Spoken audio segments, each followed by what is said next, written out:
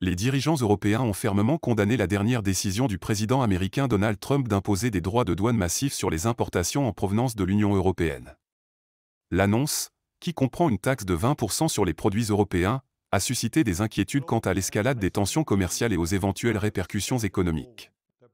Le Premier ministre polonais Donald Tusk s'est exprimé sur les réseaux sociaux pour exprimer son mécontentement, écrivant sur X.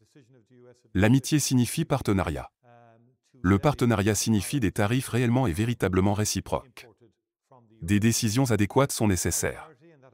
De son côté, le Premier ministre irlandais Micheál Martin a exprimé des préoccupations similaires dans sa propre déclaration, qualifiant la décision américaine de « profondément regrettable ». Je crois fermement que les droits de douane ne profitent à personne, a écrit Martin. Ma priorité, et celle du gouvernement, est de protéger les emplois irlandais et l'économie irlandaise. Dans un message enregistré publié en ligne, Martin a détaillé ses inquiétudes. Les droits de douane sont néfastes pour l'économie mondiale. Ils nuisent aux populations. Ils nuisent aux entreprises. C'est pourquoi je regrette profondément la décision de l'administration américaine d'imposer une taxe de 20% sur tous les produits importés de l'Union européenne. Ma priorité est de protéger les emplois irlandais et l'économie irlandaise. Nous travaillerons avec nos partenaires de l'UE et les États-Unis pour rechercher une résolution négociée.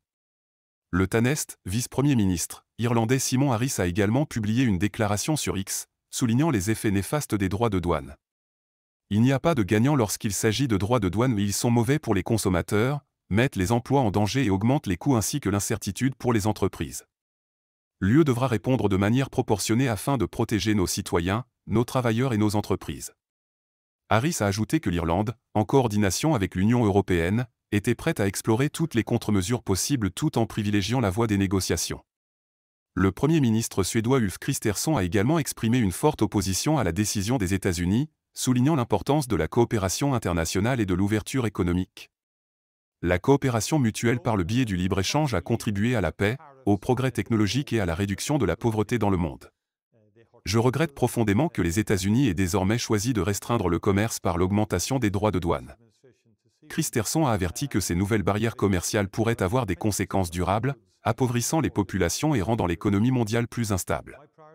La présidente de la Commission européenne, Ursula von der Leyen, a qualifié cette mesure de recul pour les relations transatlantiques, insistant sur la nécessité de privilégier la diplomatie.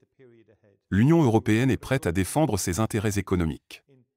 Nous travaillerons avec nos partenaires mondiaux pour défendre les principes d'un commerce équitable et ouvert, a-t-elle déclaré. Ces taxes massives imposeront de nouveaux coûts significatifs aux exportateurs européens, affectant des secteurs clés tels que l'industrie automobile, l'agriculture et les biens de consommation. Elles surviennent également dans un contexte économique déjà tendu, marqué par des préoccupations liées à l'inflation et un ralentissement de la croissance des deux côtés de l'Atlantique. Les responsables européens réfléchissent désormais à leur riposte, avec des discussions prévues lors d'une réunion commerciale d'urgence de l'UE lundi prochain à Luxembourg. Pendant ce temps, les entreprises européennes se préparent aux potentielles répercussions d'une guerre commerciale qui pourrait faire grimper les prix à la consommation et freiner les investissements. Les économistes avertissent que ces droits de douane pourraient avoir des effets en cascade bien au-delà de l'Europe, d'autres partenaires commerciaux des États-Unis envisageant d'éventuelles mesures de rétorsion. L'Union européenne a déjà laissé entendre qu'elle pourrait imposer des contre-mesures ciblant des exportations américaines clés, augmentant ainsi le risque d'un conflit commercial à grande échelle. Alors que les marchés mondiaux réagissent à cette annonce, beaucoup se demandent si des négociations permettront d'apaiser la situation ou si le monde est au bord d'une confrontation économique prolongée.